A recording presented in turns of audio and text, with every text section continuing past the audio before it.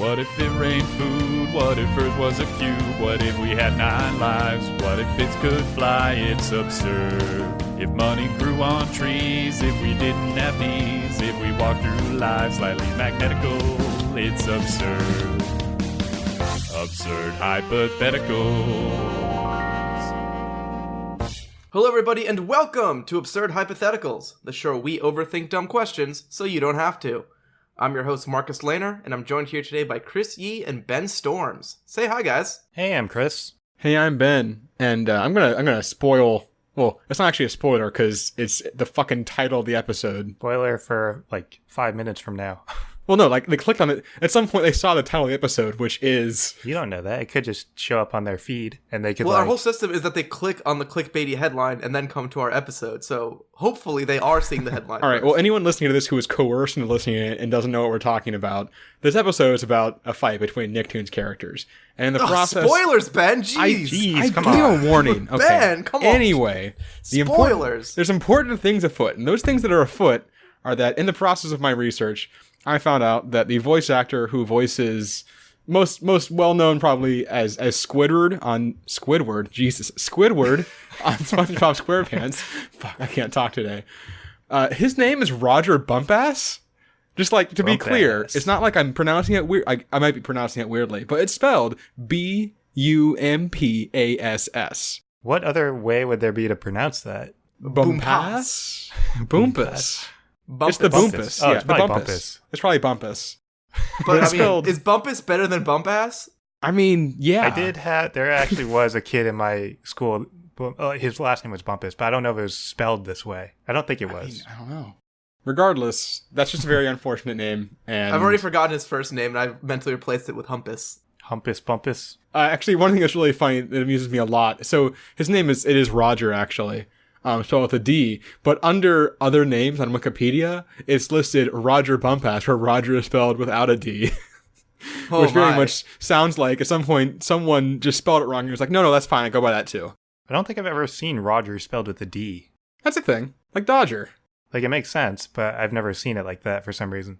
See, I'm not sure because I feel like looking at Roger without a D, it feels really fucking weird to me, and I can't. No, it looks weird to me with the D. I know plenty of Rogers without the D. It's so hard for me not to laugh at these statements.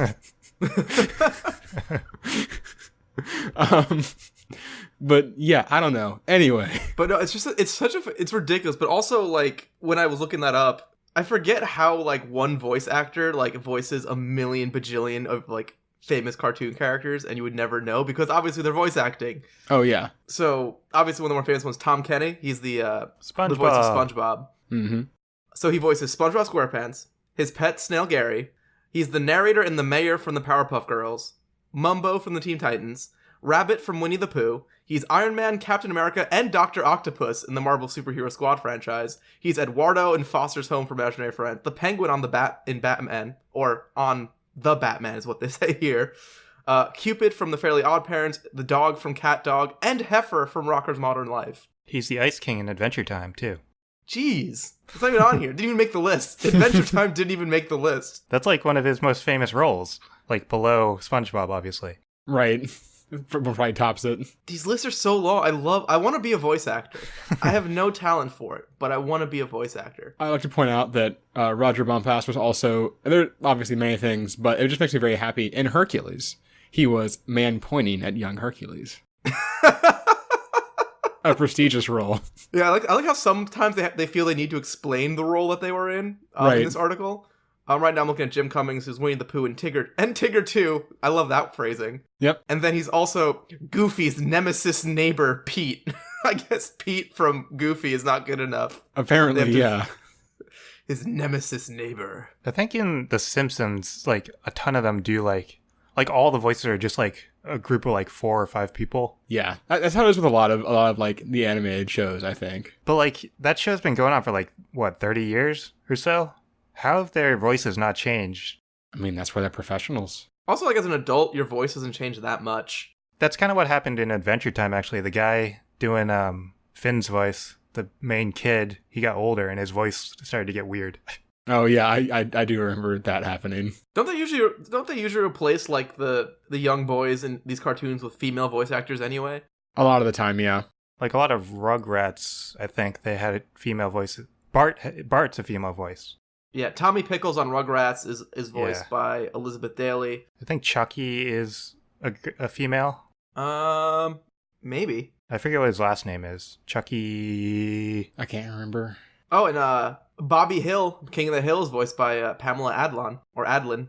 So lots of young boys voiced by females, which I guess makes some sense when you really think about it. About how voices work? I mean, I have a young boy's voice, so I could voice all these tiny cartoon characters. I think you could voice like Bart. You kind of have a Bart voice. I'm gonna take that as a compliment, and we're gonna move on before I find a way. Before you tell me it's an insult. I realize I kind of sounds like I was saying you have a girl's voice. Eat my shorts. See? Oh, God, never say that again. I said I was moving on. Chris was stopping me. So who's the real villain here? You. All right, let's move on. Our question for today is: which Nicktoon character would win in a fight? Chris, you have the first contender. So who do you have, and tell me about him? The first fighter in our fight is Jimmy Neutron, the boy genius. I don't actually know if that's what they call him or not. If that's like that's literally the tagline, Jimmy. Okay, got it. I did my research. In fact, when you said Jimmy Neutron in that voice and didn't say boy genius, it really like irritated my brain. Oh, really? Yeah, I was like, fucking say it, please, or I will. Yeah. I actually forgot that it was like a movie first, because when I was doing my research, I found the movie and I was like, whoa, this looks weird, because like all the character models are different from the show. Mm. But yeah, so Jimmy Neutron is a boy genius, obviously, and that means he's very smart. Thanks. And he's also a boy. He is a boy, and he's a genius. And obviously, this can be very helpful in a fight. He actually exhibits like MacGyver-like skills, so he can like, instead of just like going in his lab and like spending a lot of time making stuff, he can like do it on the fly if he has to. So Jimmy's main thing is like his gadgets, and he has a lot of them. So I'm not going to list all of them, but I'm going to list a lot of them that I think are relevant. Define a lot. I mean, basically like every episode he invents something new, and there's a lot of episodes. So he has a laser sword, which that actually kind of surprised me they had a laser sword, but he does. He has a maximum headband, which is like a headband that boosts your physical performance if you're wearing it. Okay. I don't really know by like how much, but they used it in a father-son competition thing where he gave it to his father, and it made him better. Oh, I actually think I remember that episode. It's going to be more like, hey, I remember that episode, or I don't remember that episode. Probably. This is going to be fun for me personally. He has a freeze ray, which is obvious. That's obvious what that is. A shrink ray. He has a supersizer 5000, which is something that just makes things big. So the opposite of a shrink ray. Yes. I don't know. They got creative with the supersizer 5000. They just called it a shrink ray. So Are these in episode order? Did he start with this? Did they do shrink ray in episode 2 and then go unshrink ray in episode 4? I don't know which one was first, but he has X-ray specs, which let him is just X-ray vision, basically, so he can see inside things.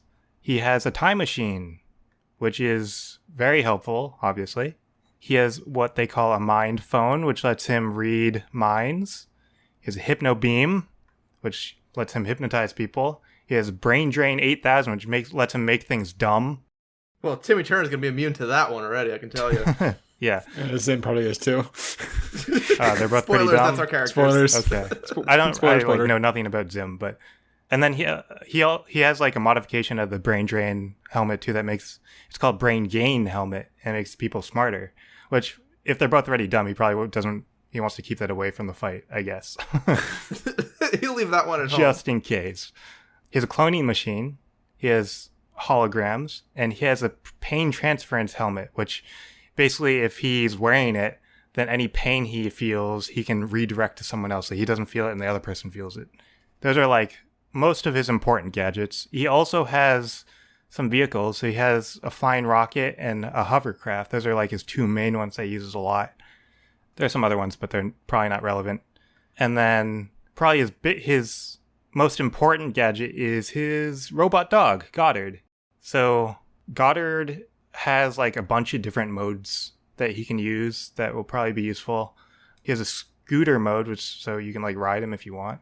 A flight cycle mode, a helicopter mode, other transportation. If you have a flying plane mode, why do you need any other transportation mode? I don't know, but he has them.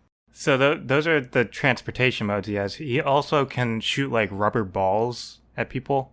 I don't know how much they hurt, or they're probably not lethal, but what is lethal are laser eye beams. So he has those. Why do you even bring up the rubber balls if you got laser eye beam? Just pick the best ones. Well, you could still use the rubber balls for things. You don't know. He can he can play dead, quote unquote play dead, which is basically him just self-destructing and then reconstructing himself. So he's basically just a reusable grenade. That seems good. Yeah, that can be good and useful. He has a radar, so you can like find people, I guess. And he can like send his vision to Jimmy Neutron's computer or like watch or something, so Jimmy can see what his sight is. So you can like send him on reconnaissance. Okay. Those are all the important things. I have a pretty big list here. I don't really want to go through the entire thing. That's fine. I mean, we got the gist. He's got lasers. He's got a lot of robot gadgets. dogs, and he's got pretty much any sci-fi gadget you expect. Yeah, if any of these other things come up in the fight, I'll bring it up. But if not, whatever. That's fair. So that is Jimmy Neutron. All right. Ben, who's next? So, as I mentioned during your answer, I did Invader Zim from the show of the same name. Zim is he is a small green alien from a race called the Urkin. He's small even for an Urkin. They're all pretty small, but he's even smaller than most of them. This is kind of bad for him because Urkin society is very height focused, and the leaders are referred to as the almighty tallest, and they are just literally the tallest Urkin there happens to be at the time leads their species. You know, that's better some other systems governments I've seen. I mean, you can't really argue with it too much, right? But regardless, you know, he has a bit of an inferiority complex because of this, and is very eager to please them and pretty bad at, because, as I mentioned also in your episode, he's pretty stupid. I never got that impression because I didn't watch the show, but I got the impression that he was kind of smart. So he is good at using technology, and he is, I guess maybe stupid is the wrong way to put it. He is intelligent, but incredibly overconfident in himself and narcissistic. Short-sighted, maybe? Short-sighted. Careless. Naive? Naive applies somewhat, yeah. Naive for isn't he like a murderous alien? Yeah, he's definitely a murderous alien. Yeah. He's actually usually more dangerous like himself, and also so basically as the show starts, he actually had been like exiled because they let him pilot this like giant war robot, and he went on a rampage on it, not realizing he was still on his own planet. So that kind of, I think, sums up him in a nutshell. Yeah, that gives me a mental framework to work with. Yeah. So things he's got. He has a ship. It's called the Voot Runner. It's really bad. Like, really, really bad. The Voot Runner? Like VOOT? VOOT Runner. The Voot Runner. It's an awful ship. Literally made of garbage parts. At one point, a bee flew into the windshield and it crashed the ship. No! So we're just going to skip right on past that one. So, has ship, will not be using. He also has a robot companion. His robot companion is a robot called Gur. So most invaders, which an invader is like a sort of like a class in the Urkin society. They're giving SIRs, which are what's it stand for? Hold on, I got it right here. They stand for Standard Issue Information Retrieval Unit. But because they pretty much like just tried to get rid of him, they didn't want to give him one. So they made one out of scrap parts, and they called it GUR. The G, I can't remember what GUR says it stands for, but it... Garbage, maybe? Well, no, the G... what he said it stood for wasn't something that started with a G. GUR is also very stupid. GUR is actually entirely, 100% stupid. but does have, weapons in his head and rocket boots that can, flies him around. Also a lot of empty space inside of him where he pulls out, at one point, a large pile of rubber pigs. At one point, a puppy. So that's GUR. Oh, he also has laser eyes, too. Laser eyes, I feel like, are going to be sort of a running theme here. A given for a robot. Yeah, it kind of, comes in handy. So that's GUR. He's theoretically useful. more than practically useful. There are some pretty major weaknesses that Zim has, in addition to just his, like, personality weaknesses. Just besides being small and idiotic and Right. having garbage for tech. So he's severely allergic to several earth substances, including water, meat, barbecue sauce, beans, and pizza. Not looking good for you. Yeah. He can protect himself from water by bathing in glue, which is surprisingly effective. So that is kind of a mitigation factor Where does there. he get all the glue? So one of the main like locations in the show is the school. And he just goes and like swims in their vat of like school paste. Ah, yes, the one that's usually like right by the locker rooms. Yeah, every school has one, right? Yeah, the paste the bucket. paste vat. Yeah. He's also like incredibly germophobic. It seems like, so it's never like distinct, like directly said, but Urkin physiology seems very like delicate compared to a human's. And some of the like, alien comes to Earth and is exposed to Earth bacteria and stuff. So there's a whole episode where he like gets this pair of like germ-sensing goggles and is freaking out and like running around with cans of disinfectant spray, like spraying everything. So I haven't watched much Invader Zim, but it sounds like the main episode just be him like going to school, I guess, and then just trying not to die really bad. So it's basically that, or he lives next to, there is one of his neighbors. It's a father and his two kids, and the father is like a mad scientist, and the kid is basically like a huge conspiracy theorist, and he's the only one who seems to realize that Zim is an alien, and so he spends all the time trying to like capture and or kill Zim. So a lot of his time is spent outwitting a 8-year-old. Is Zim trying to like destroy human like? Yes. Okay. Yes, he is. Well, That's so what I assumed it was. Technically he is prepping for the invasion of the Urkin forces, but the Urkins didn't actually know about Earth and just literally sent him in a random direction because they didn't want to deal with him anymore. Okay. But in his mind, he is preparing for the Urkin invasion and going to bring about the downfall of the Earth. So I said a lot about weaknesses. What about strengths? Has a couple. murderous. He is murderous. That is actually, we rarely in these fights. Yeah. We usually have to like assume that we can, coerce the people fighting into being murderous. Zim is actually murderous. Like, he does kind of have that going for him. Gur is useful if unpredictable. There are some other tech he has. He uses like mechs and battlesuits a couple times. The most notable is probably the Mega Doomer X3 combat stealth mech. Okay, that seems like a strength. It's a big old like chicken walker mech with like missiles and stuff all over it, that can turn invisible. Unfortunately, there is a slight flaw in the invisibility, which is that the cloaking device doesn't actually include the pilot or the like plug that powers it. So it's like Wonder Woman's invisible spaceship or plane or whatever it was. Pretty much, yeah. So that's not really ideal entirely. But still missiles and stuff. So that's, it's also pretty slow. So it's either slow or he's really bad at piloting it, which neither one are very good. But yeah. So there's that, and then he has the orbital water balloon, which that kid who's like the big conspiracy theorist threw a water balloon at him, and it gave him the idea to make a giant water balloon.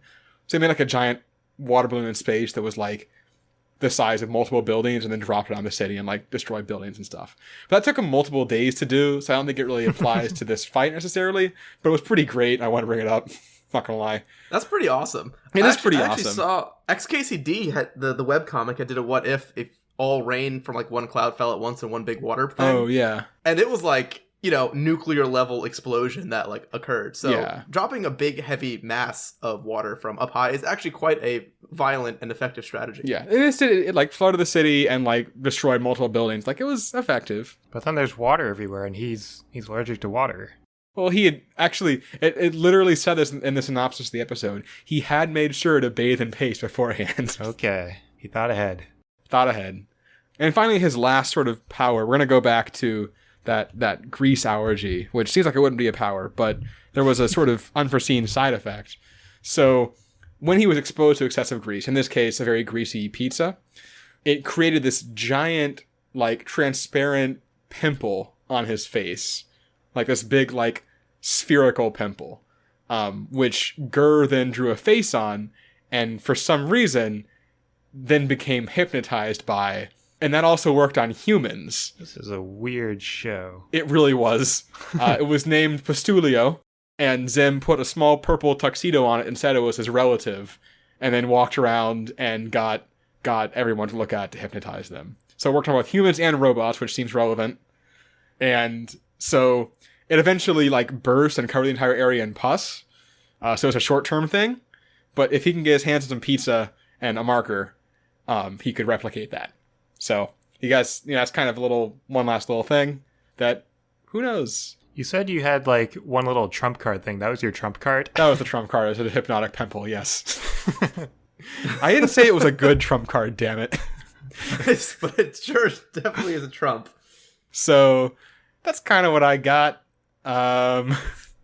Zim is maybe not the best, but he's got a pimple. I mean, you've won enough of these anyway. Yeah, he's got a pimple and a somewhat invisible mech suit and a very poorly functioning robot.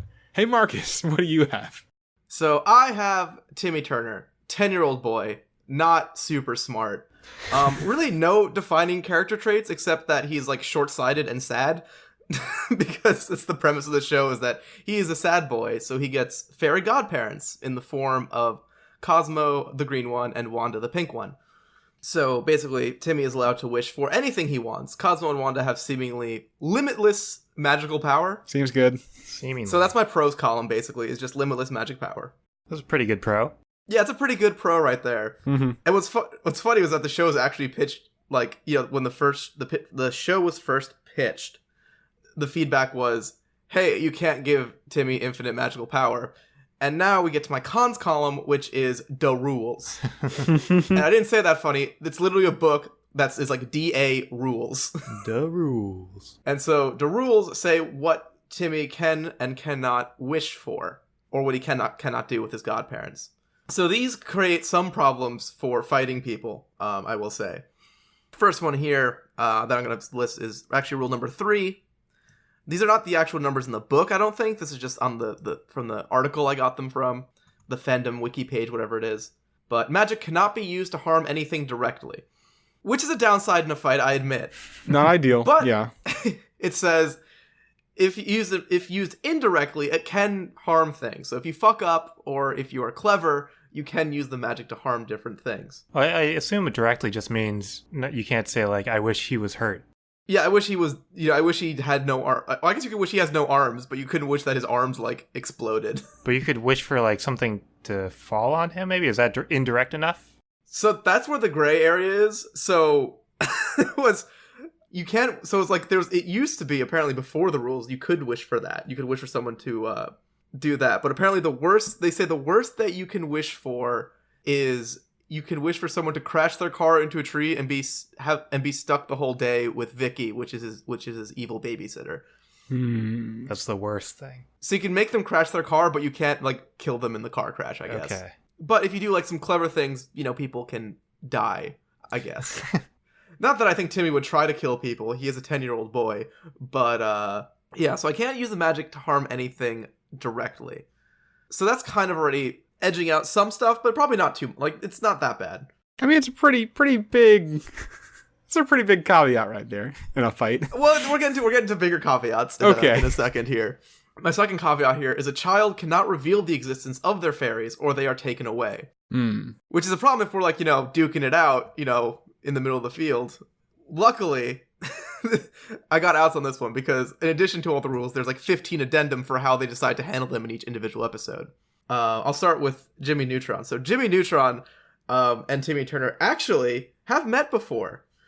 They have done 3 like hour-long special episodes called the Jimmy Timmy Power Hour, where they do both in the same episode. Jimmy will go to Timmy's world and Timmy will go to Jimmy's world, or vice versa. And they actually mix up the animation styles between 2D and 3D, which is actually quite cool. It's weird because like I like the Fairly OddParents animation style way more than the Jimmy Neutron style, and Timmy just looks really awkward in 3D. Yeah, he's also not designed for the 3D animation style. Yeah.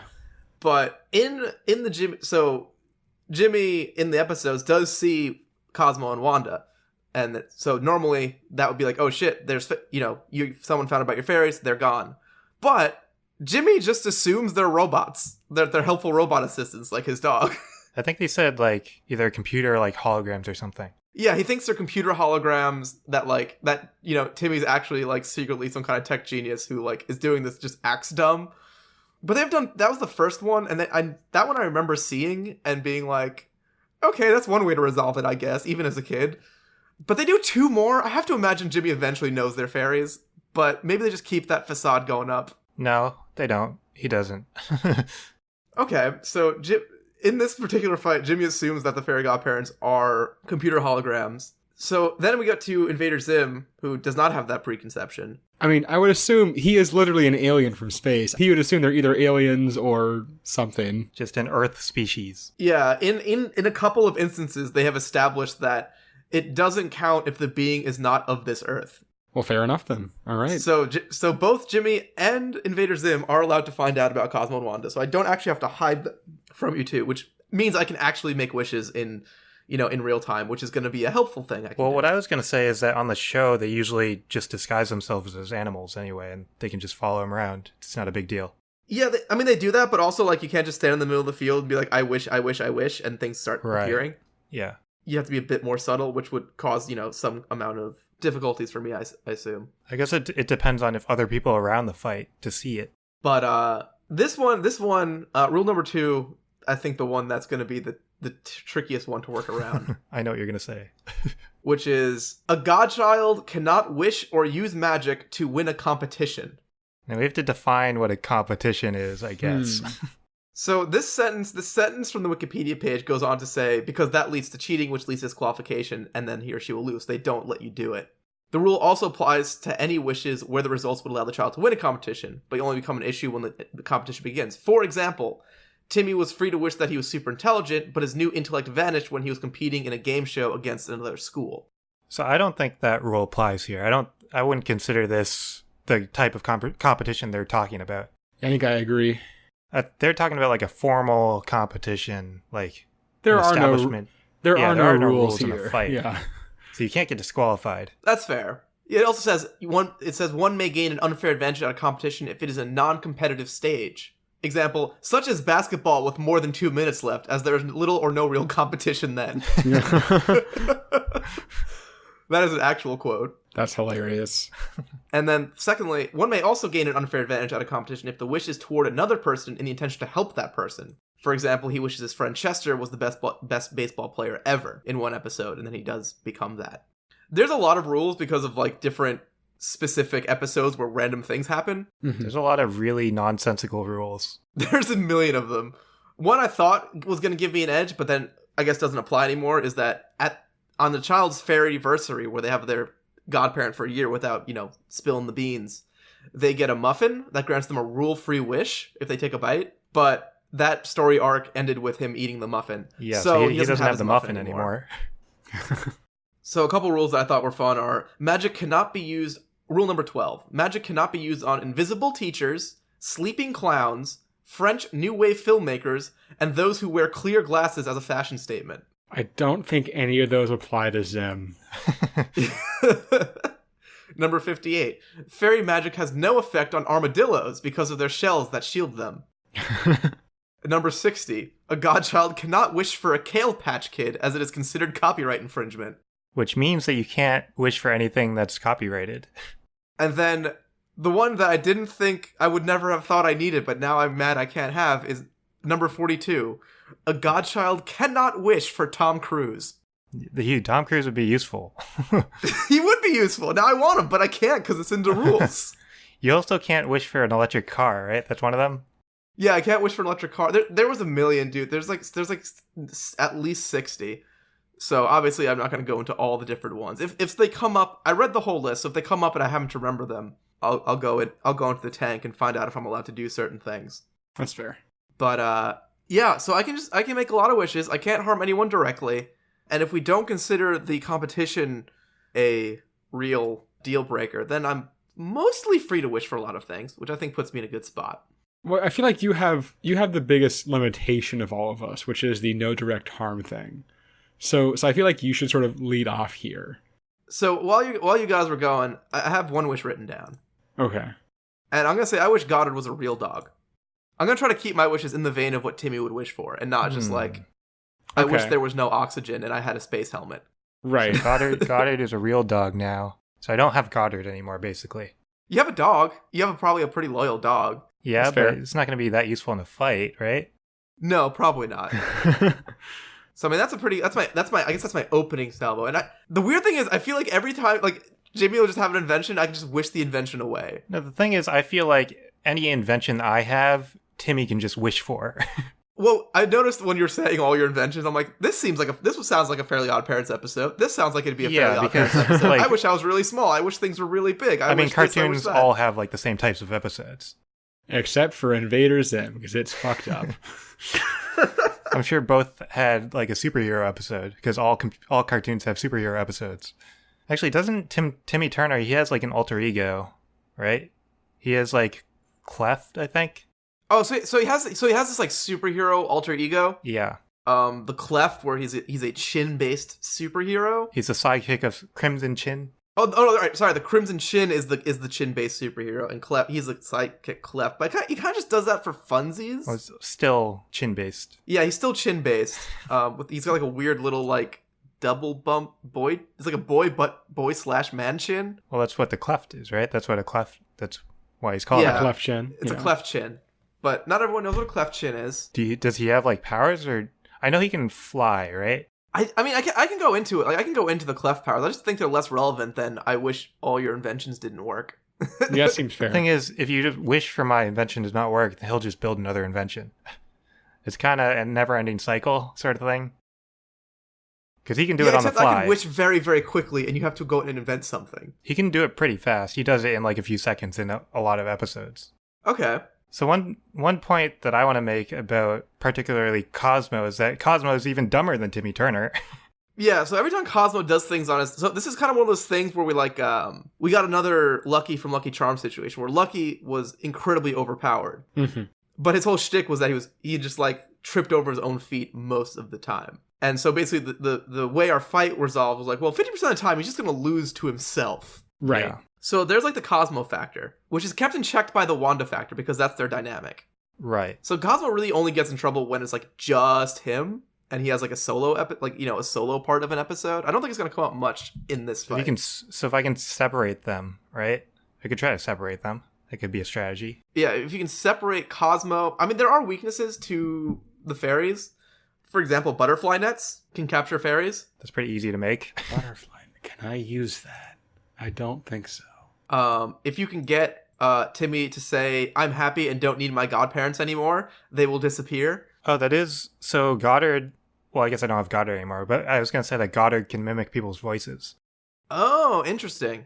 So I don't know what the technicality behind the sentence is, if it has to be him or if the Fairly Odd Parents just think it's him. So I know there is a rule that the voice has to be in the godchild's voice because there's an episode where his voice changed and he couldn't make wishes. Right, but you don't know if it has to be him doing it.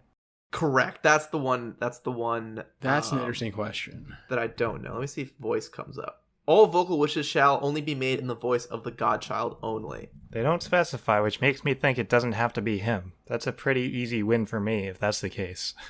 Well, it comes down to who acts first, I guess. Yeah, which puts me in the spot of just like wishing is just... I guess you would have to figure it out.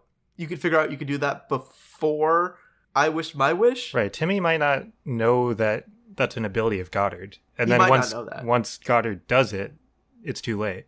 But I will also say that Marcus's first instinct was to get rid of Goddard. That is true. So I guess, yeah. Especially like when it starts turning into a rocket ship. It'd be like, no, not that. Nope, Right. you're a dog. And again. I feel like I wish he was a real dog would be exactly Timmy's, wish for that specific thing to go away. Right. Also, hilariously, one thing I forgot to mention about Gur, so Zim and Gur obviously disguise themselves. Zim by basically just putting like weird large human eyes over his, which apparently works. And he disguises Gur as a dog. So... You kind of got a little bit of a 2-for-1 right there, actually. I wish they were both real. I wish all dogs in this park were real dogs. So, Ben, remind me. So, Ben, the Invader Zims have no the what were they called? The Elrics. I lost my notes. The Urkin. There they are. Urkin. So the Urkin have no actual plans to invade. I think later in the series they kind of do because they Zim keeps saying their transmissions and stuff, but it's not high on their priority list. I'll put it that way. Right. Because one of the interesting rules of the fairy godparents is that the fairy godparents are assumed to the dominant species of a planet. Oh right. Because there was an episode where he made a different animal the dominant species, and then he lost his godparents. Yes, this was actually the one where he has this fancy fairyversary muffin. He loses it to a monkey, and the monkey bites it, and the monkey's like, "Screw this! Monkeys are in charge now." And the entire world is now Planet of the Apes-ing, and all the monkey kids have fairy godparents. So I'm trying to think. So I guess if the entire Elrics invade. I'm pretty sure that's the same Urkin. word you said last time. Urkins. It is what I said last time, but I forgot what Ben said. Elrics. So when the Urkin Gherkins, if they invade, that obviously would be one way Invader Zim could win, if he gets that 1% chance that is the day they invade. Right. Another thing, thinking about how miserable Invader Zim must be, a godchild can gift his fairies temporarily to someone who is at least twice as sad. Which might be Zim. Is he sad or is he just angry? I would say that he's more angry than sad. I don't know. It sounds like he's got lots of issues that would definitely fall under the depression bubble. I mean, he has a lot of issues, but I think so. I feel like his one defining characteristic is his belief in his superiority over pretty much everyone, which I feel like sort of precludes being sad. Yeah, that kind of makes him happy because he thinks he's better. Right. Got it. And why would you give him your godparents anyway? You just thought I looked real sad, you know? In the middle of a fight. Yeah. Yeah, I guess it would be tough to sell that how sad you are in the middle of a fight. Right. I mean, it's not like if he is twice as sad, then it automatically gets loaned to him. Yeah, Timmy it's has not to make that automatic. decision. But he might be dumb enough to make that decision. You mean kind-hearted enough, not dumb enough. Of course, yeah. Yeah. So is there any way that Zim can win? I feel like any way does involve I forgot its name. Where'd it go? Pastulio, the hypnotic zit. So yeah, the pimple's a big one, because if you hypnotize us, you can have me wish that you had the fairies, and because you are twice as sad, I'm gonna say you're twice as sad, because you are twice as sad, the wish would work. Fair. Even beyond that, if we're saying that you have a good chance against Jemmy, I could just wish for, whatever it would take to get rid of Jemmy, and then wish away the fairy godparents. Oh yeah, you could yeah. do that. So I feel like the pimple is against the kind rules, of... Can you get rid of the fairy godparents? I guess you can just Well, break there was rules the and there was the I guess you could just break the rules, or there was the thing where you can Marcus brought up where you can say I'm happy and don't need my fairy godparents, whatever. But does that not go back to Timmy then? Oh no, I'd have Timmy say it because Timmy's hypnotized. Oh, okay, got it, right. See, the thing is, I have the hypnogun too, so I could just do the same thing. Yeah, which I feel like is longer range than a pimple. There's also, I will say that no matter what, it's not 100% chance of winning, because there is a 1 in 365,000 chance that today is the one day every 1,000 years or so that fairies must be evil for the whole day. And if they don't use it to the utmost, then they must return to the Fairy Academy for 500 years of retraining. I see. So at the very most, I could only have a 99.9999% chance, because it could be Bad Fairy Day. Well, wait, but if it's Bad Fairy Day, do you just auto win? Yeah, they might just are they allowed to hurt people then? I'm not. I think they have to be I think the rules. I mean, obviously in the show they don't go around murdering people. Right, that would be weird. But maybe they start turning people into newts and things, or ironic punishments for things. Do they still have to follow your orders and you just have to make them do bad things? Or do they go rogue? I don't know. It just says fairies must be evil for one whole day. Huh. That's annoyingly vague. There's probably a whole episode dedicated to it, and we just didn't watch it, so we don't. Or know, it could just be a throwaway joke in one, and there's no that too. Yeah, I feel like they'd go rogue. But I feel like let's say they that would... that one day is almost a guaranteed win if it's that day. Yeah. Yeah, so whatever percentage I end up with, we will remove it. We will remove 1/365,000th of it from the victory board. Right. So yeah, I guess Zim's chance is it's very much one of the like, y'all got kind of distract each other enough for him to get close enough for the pimple to do its work. I'm assuming we're in Central Park, by the way, so there is pizza around. So we like to set the stage for our fight episodes in Central Park, because it has a nice mix of like people and water and trees and city. We had like one fight not in Central Park. I forget what it was. Yeah, I can't remember what it was either, but there was one. It was our, I think it was our cereal mascot fight, because we needed a very specific set of circumstances Oh, for yeah, all you're the right. powers to be active. It was like on the shore. Yeah. When there was a we need to rainbow like be or on the something. shores of Ireland in the dark or something to make all the powers Oh yeah, at work. night, because I had a vampire. Because you were a vampire, yeah. But okay, let's break this down. Let's get to our fight percentages to see who would actually win this fight. So I feel like Jimmy and Timmy are pretty close, pretty even. I think that's fair. Yeah, so I think Jimmy and Timmy have, they're probably like, Timmy obviously has the advantage on abilities, but the disadvantage on using them effectively. And he's not the smartest kid either. Yeah, he's not the smartest either. It's gonna come down to like really like the first probably like 15 seconds of this fight. Yeah. Because I do want to point out in the crossover specials too, like there were 3 of them, and the main conflict in all of them was caused by Timmy because he like did something dumb. I mean, that's basically the entire... I mean, yes, you can say that. So in those episodes specifically, yes. But also, in Jimmy Neutron's, 90% of his episodes are him doing something short-sighted that screws things up, too. Well, usually it's his gadgets turn out, like, not the way expected or something. But, like, in the last crossover episode, the main conflict was because Timmy misspelled adoptable, and he's typed adaptable instead. Into, like, a robot ability thing, and it made the robot adaptable. Why was it going to be adoptable? Like, so they were making like a fake supervillain to fight just for fun, and Wanda had suggested making it adoptable so that after they're done fighting it, a family can adopt it. Oh. And then Timmy was like, "Okay, I'll type it in, adaptable." That's unfortunate. That's almost as dumb as the plot of the second one, where they competed over a girl for the entire time. Well, that's like all 3 of them. Actually, who won that? Do you know who won that or I guess probably nobody. They kind of like, so their competition for the girl, which is Cindy from Jimmy Neutron, kind of caused the main conflict, and then they realized that and they're like, "Oh, that was stupid, let's team up." So it wasn't resolved. And then at the end, because they were like fighting to get her to their dance so they could bring her to her dance, they did like some magic thing where she could be at both dances. Oh, I see. So would you describe their past experiences as a rivalry overall or a friendship? It was a rivalry. It started out as a rivalry, but then, so like the first special was probably a rivalry, and then the last special they were friends. All right, I'm gonna say the only chance that Zim has is that because they know who each other are and what each other are capable of, they will focus more on each other. I think that's fair. Yeah, they definitely will focus on each other and kind of ignore Zim. Giving him the chance to sneak up with his hypno-pimple. Pustulio. Pustulio.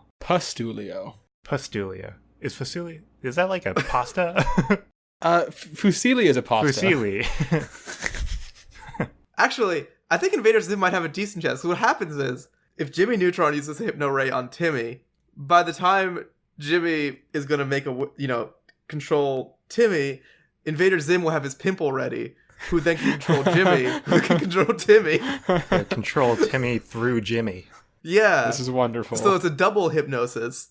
So a hypnosis chain with Invader Zim at the top. And because he's slow, it's because he has to go slam his face against a pizza. Yeah, you have to run out of Central Park and find a pizza first. To be fair, it's sort of caused by grease in general. So you could probably find like one of those like Italian sausage stands. I'm sure that they're all would over be the place. Plenty greasy. Yeah. I also think the hypnosis will be very effective on Jimmy, because Jimmy's going to see this little green dude with a giant fucking pimple coming out of his, and his curiosity is going to get the better of him. This is true. Also, he's not going to shoot on sight. He's going to be like, "What is that?" Yeah, he might actually want to study Zim because he's an alien. You have to remember that the pimple is also dressed in a small purple tuxedo, which I feel like That's an important part of it. Yeah. It doesn't work Wait, without it. how? It's disguise. But like, Why does it need a disguise? It was a really big pimple. how much of the pimple is head and how much of it is tuxedo? So the pimple was all head.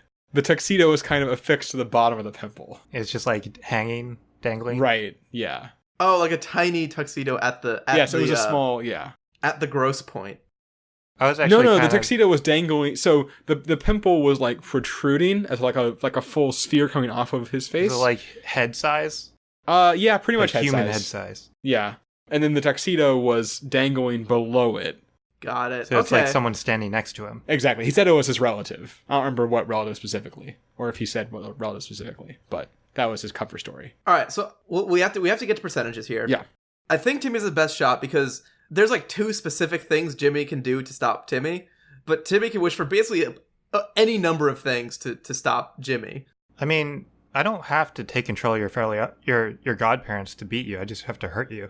If you can't make wishes, then Right, but I'm saying like if you don't hypnotize me or otherwise or steal my wish with Goddard, I think I can just wish much faster than you can get robots out and fighting. That seems fair. Okay. Like you'll appear with your rocket skateboard and I'll be like, I wish that was a regular skateboard, or I don't even have to wish them anything complicated. I can just wish them to be the regular things that they're based off of. Right. And it'll be sitting there with like a yard sale of things, and I'll just like then wish that you had no legs or something. I don't know.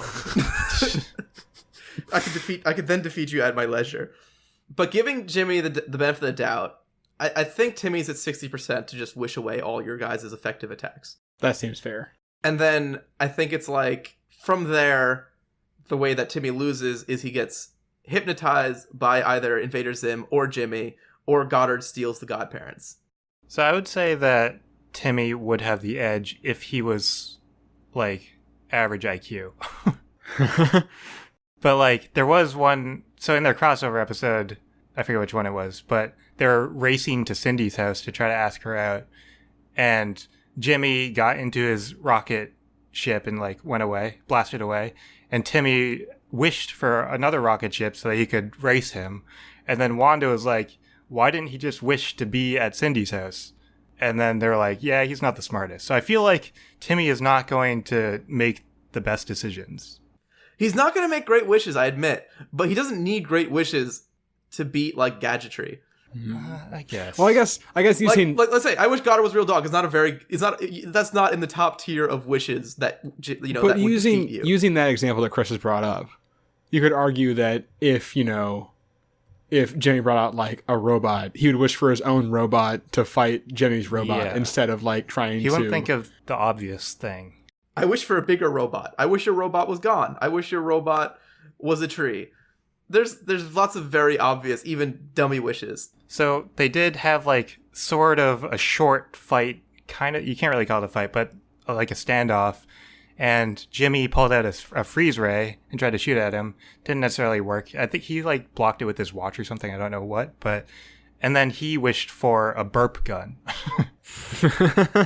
as retaliation from the freeze gun. Okay, so maybe 60% is slightly high. I'm willing to go to 50%.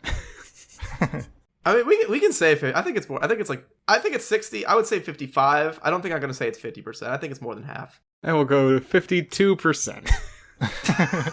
Negotiations. Yes. Fine. I'm fine with 52. 52. 52 it is.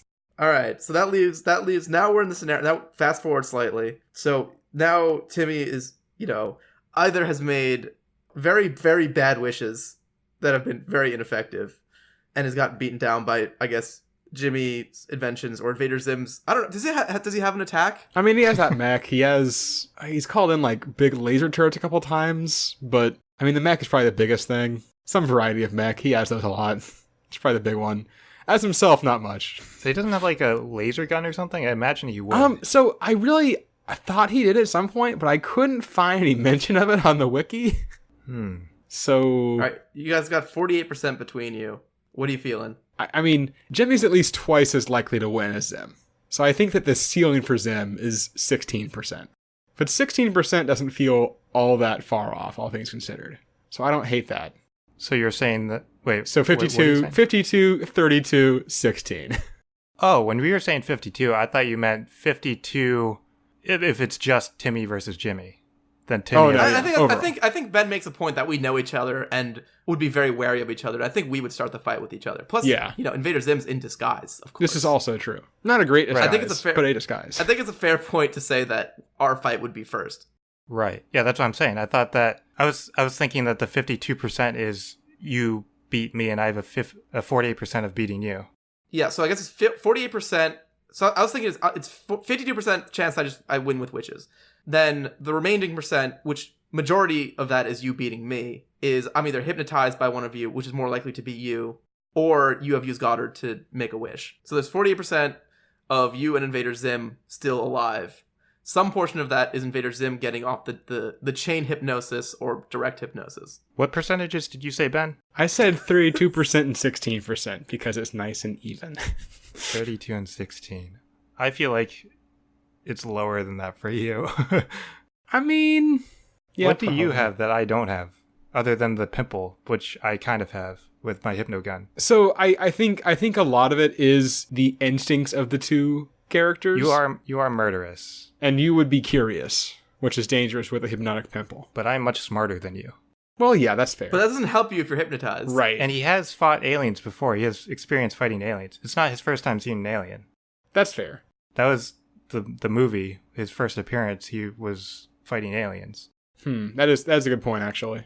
So 12 and 30? 12 and 38? Wait, 36. 36. Math is we're good at it. Fine. I don't feel comfortable. I feel like I love how attached we are to these like specific percentages. Like, oh no, it's gonna be at least. I'm not conceding at 35. I feel like there shouldn't be that big of a gap between Timmy and Jimmy. I think it is. I think that gap is bigger than you're giving it credit for. Like, Jimmy does a lot of different things and he's smart, but he does all these things like in the normal scale of like, I made a cool robot that works mostly. I make a cool hover skateboard. I made a cool, this or that.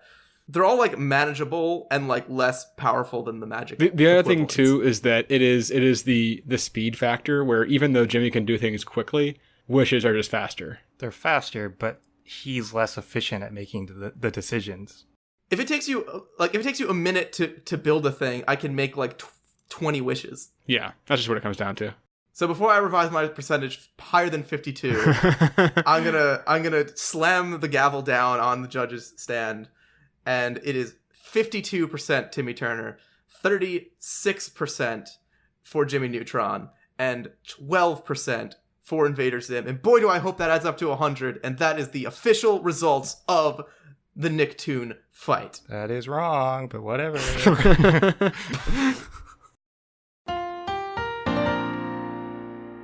All right, now that Chris is very, very salty about Jimmy Neutron not being Timmy Turner, we're going to switch gears and we're going to go into our Would You Rather question of the day. This is from my handy book of 3,000 Would You Rather questions that I have recently acquired. And number 1,997 is, would you rather wake up every day thinking you're a different person or wake up in a strange location? So, Chris, I'm going to let you start this one off because you're the saltiest. So, if you think you're a different person, do you retain your memories or do you just lose all your memories? What does that mean? So I guess that's the first thing we have to establish. Let's say you think you have like a different memory set that like fits with your life, I guess. Like you wake up either like in a... I guess it's kind of like a split situation. Mm-hmm. So like you just have different personalities, but you wake up and you think you're someone else. Yeah, it's also thinking you're a different person, you're not actually being a different person. Right. Or wake up in a strange location. I feel like waking up in a strange location is very dangerous. I agree. Let's say it's like not, you won't wake up in a volcano. Yeah, they're all you could habitable wake up. locations. Could still be pretty sketchy where you wake up. You could wake up anywhere. Yeah. And then you have to, like, what are you going to do if you wake up in the middle of, like, just in a different country? What are you going to do for that day? You survive. Work and then remotely? Fall asleep. Yeah. I don't know. That's too, like, scattered. You could, actually thinking about that, now that I think about that, you could work around that. So obviously you can't have a traditional, like, I bought a house, I have my family here, blah, blah, blah, blah, blah. Mm-hmm. But you can build a life where you do things online and you work remotely and you just make wherever you are work for that day. And that could actually be kind of interesting. Where are you going to have your computer? You have a laptop and a MiFi card. Yeah, but you're with a going satellite bit. Like, what possessions stay with you when you wake up? A backpack that you hold very tightly every night when you fall asleep. Yeah, you have one bag of holding. I'm going to argue that it's actually easier to hold a steady job while waking up in a different location somewhere in the world than it would be to be a different person every day. That's going to be much more detrimental to your career. So here's the other thing I was thinking of. This just came to mind. Mm-hmm. If you're waking up a different person, could you do it 51st State style? You need someone else to help you with that. You have a you have a partner who knows of your condition, and they have made you a handy wake up video that tells you all about who you actually are, and then it's just a matter of coming to terms with that by noontime, and then going about your day. See, it's funny you call it a condition, because my first thought was the movie Memento, where he has tattooed his relevant facts onto his body. Yeah, I mean, I guess memory loss is the thing. Yeah. And you're slightly more functional than memory loss, because I guess you would have your memories. You just think you're somebody else. You'd still have how would that? Which could be pretty if you woke up and your partner was a different person each day, it might suck sometimes, but it keeps things fresh. I mean, does it? But if you're a different person, let's say this: you have your partner is switches up every day, right? Mm-hmm. And they wake up. You can give them a feel before you decide if you show them the video or not. If they wake up and they think they're the Archduke Ferdinand and it's hilarious and awesome, maybe you could just live that day and know it's just a one day, and then the next day will be something else. I'm not buying it.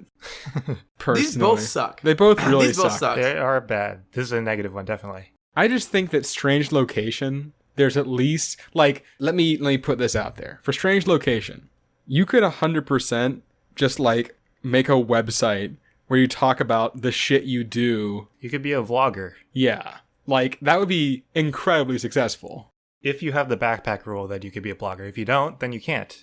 Right. Yeah, well, we have to make these workable, because if you think you're a different person and you have a whole different memory set, is a whole different question. Then and if you wake up in a volcano, also it ruins you. But I think to make these comparable, I think you can wake up with some small amount of possessions. Yeah. But then you're gonna wake up. You're probably not gonna wake up in a bed, because maybe that's the way to do it. You wake up, your bed travels with you. What empty beds? There's no empty rooms. You're gonna be in someone else's room. Well, I think you'll get better at playing that off after the first dozen times. But I mean, there's a good chance one of those people has a gun. Okay, I wouldn't say it. Okay, maybe there's a good chance, worldwide. Out of the world? The whole world? Okay, it can't be there can't be more people with guns than without them in the world. Yeah, but you're doing this every day. Okay, fair enough. After a couple weeks in, yeah. After X days, you'll wake up in a bedroom with somebody. But if there's a whole bed in your bedroom when you wake up, are you gonna immediately shoot that person? Yes. Okay, fine. All right, so maybe you get murdered in the Strange Location. That could be a bad. That's a downside. I'll freely admit that. But assuming you can last at least a month to get your website set up, you are golden. This website. What do you call this website?